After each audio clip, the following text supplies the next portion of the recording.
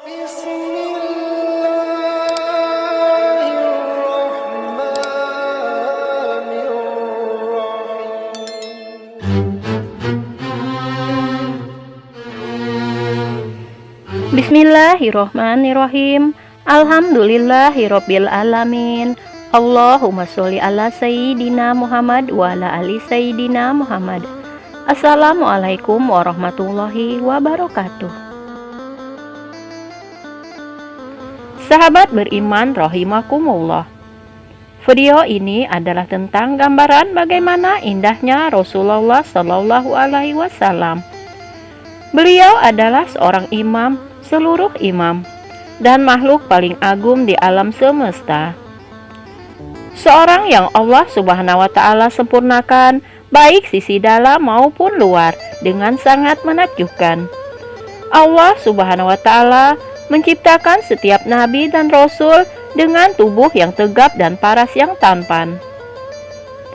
Kita semua tahu kalau ada seorang pria yang secara luar terlihat menarik, tapi di dalamnya buruk, maka dia akan terlihat buruk di mata manusia lainnya. Akan tetapi, apabila seseorang dari luarnya terlihat indah dan dalamnya juga demikian, maka lengkap sudah pesona dari orang tersebut. Dan Rasul tercinta kita, Nabi Muhammad Shallallahu Alaihi Wasallam, pesonanya adalah yang terbaik dari semua nabi dan rasul. Lantas seperti apa sih sebenarnya penampilan beliau?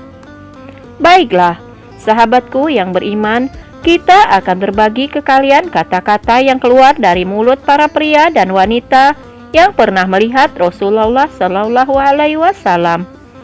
Dan kalian akan mengetahui bahwasanya kata-kata yang akan muncul dari mereka itu tidak hanya sebatas deskripsi umum saja, tetapi benar-benar hasil dari ketakjuban hati yang paling dalam. Mari kita dengar kata-kata dari Ka'ab bin Malik radhiyallahu anhu, yang tentu saja merupakan sahabat yang selalu menemani Rasulullah Shallallahu Alaihi Wasallam. Beliau berkata, kapanpun Rasulullah Shallallahu Alaihi Wasallam tersenyum, maka wajahnya akan bersinar-sinar. Wajahnya benar-benar terpancar, seolah-olah itu bagaikan bahagian dari cahaya rembulan. Abu Hurairah, dia juga berkata, tubuh Rasulullah Shallallahu Alaihi Wasallam itu putih yang sempurna, dan itu hampir seolah-olah kalau Allah Subhanahu Wa Ta'ala menciptakan beliau dari perak. Jabir bin Samurah radhiyallahu anhu, aku pernah melihat Rasulullah Shallallahu Alaihi Wasallam di suatu malam, di mana bulan terlihat sempurna dengan langit yang bersih dari awan. Seketika aku pun mulai melihat beliau, lalu aku palingkan pandanganku ke bulan, kemudian aku balikkan pandanganku ke beliau. Pada saat itu, beliau mengenakan pakaian berwarna merah. Dari situ aku berakhir dengan sebuah kesimpulan bahwasanya orang itu jauh lebih indah daripada sang rembulan.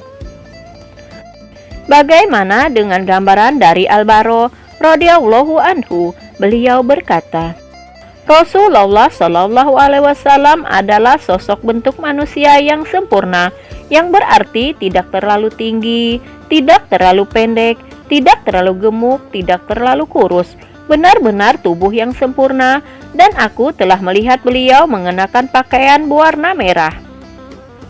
Seumur hidupku aku belum pernah melihat apapun yang lebih indah daripada beliau. Seseorang yang berwajah seperti bulan.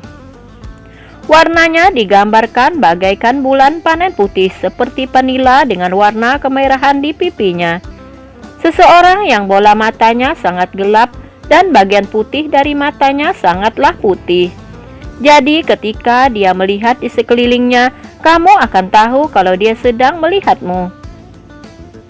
Seseorang yang mempunyai mulut yang sempurna, jadi ketika beliau berbicara, kata-kata yang jelas dan fasih. Tidak terdapat ambigu dalam setiap ucapannya. Alisnya melengkung halus dan bulu matanya panjang dan lentik, dan rambutnya sampai menyentuh daun telinga, terkadang sampai ke bahu. Benar-benar sosok pria yang sempurna. Ummu Sulaim radhiyallahu anhu, Bahkan beliau bersedia untuk menadahi setiap tetes keringat yang jatuh dari dahi Rasulullah Shallallahu Alaihi Wasallam ketika beliau sedang tertidur dengan para kerabatnya. Kemudian beliau terbangun dan melihat Ummu Sulaim dengan sebuah wadah menadahi setiap tetes keringat yang jatuh dari dahi beliau. Kemudian berkata, "Ummu Sulaim, apa yang kamu lakukan?" Ummu Sulaim pun menjawab, "Ya Rasulullah, saya sedang mengumpulkan keringat engkau. Kami mencampurnya dengan wewangian, dan itu menjadi wewangian yang paling luar biasa yang pernah ada." Anas bin Malik radhiyallahu anhu yang kita tahu sudah melayani beliau selama 10 tahun. Anda mau tahu gambaran akan Rasulullah SAW dari dirinya? Ya, dia berkata, "Dalam hidupku aku belum pernah merasakan sutra atau berokat apapun yang lebih lembut daripada telapak tangan Rasulullah SAW. Dan dalam hidupku aku belum pernah mencium sebuah aroma yang lebih harum dari aroma tubuh Rasulullah SAW."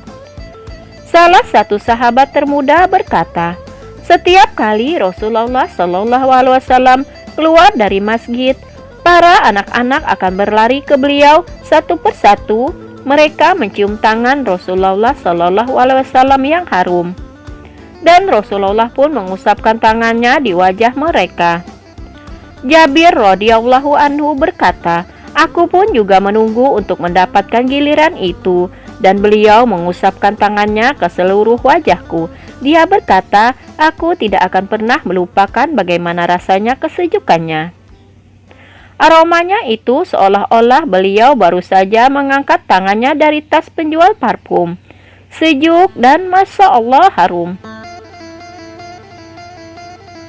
Dan mungkin kita akan menyimpulkan dari ini, gambaran paling luar biasa yang kita punya tentang beliau berasal dari seorang wanita bijaksana. Ia adalah seorang wanita yang sudah berumur.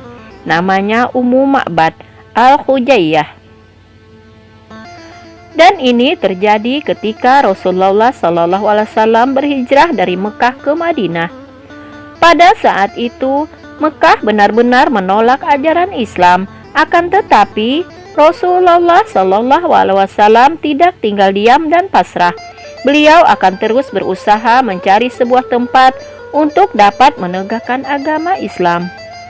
Tidak ada rintangan yang sedemikian besar bagi seorang muslim ketika Allah Subhanahu wa taala adalah Tuhannya. Untuk itu, beliau pun memutuskan untuk berhijrah secara diam-diam dari Makkah ke Madinah. Dan perlu diketahui bahwa saat itu tidak ada yang menemani beliau kecuali Abu Bakar As-Siddiq radhiyallahu anhu dan seorang non-muslim, Abdullah bin Uraikin, sebagai pemandunya. Pada saat itu mereka butuh persediaan, intinya mereka butuh makan, mereka butuh minum. Sesuatu yang dapat membantu musafir melanjutkan perjalanannya. Kemudian mereka menemukan sebuah tenda di tengah gurun dan mereka pun bertemu dengan seorang wanita tua bernama Ummu Ma'bad. Seorang wanita kuat yang berkenan membantu para musafir. "Apakah kamu dapat membantu kami?" Dia berkata, "Aku tidak punya apapun untuk aku tawarkan kepada kalian hari ini." Tidak lama seekor domba di belakang tenda mengalihkan perhatian baginda tercinta Rasulullah Shallallahu Alaihi Wasallam. Beliau berkata, "Bagaimana dengan seekor domba yang aku lihat di balik tenda?" Dia berkata, "Itu adalah domba yang sangat lemah. Alasannya domba itu di sini karena ia terlalu lemah untuk pergi dan merumput. Domba itu tidak mempunyai susu dan sudah kering sejak beberapa tahun yang lalu."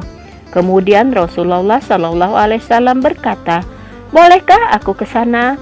Ia berkata, "Iya, silahkan." Lalu beliau pun masuk ke dalam.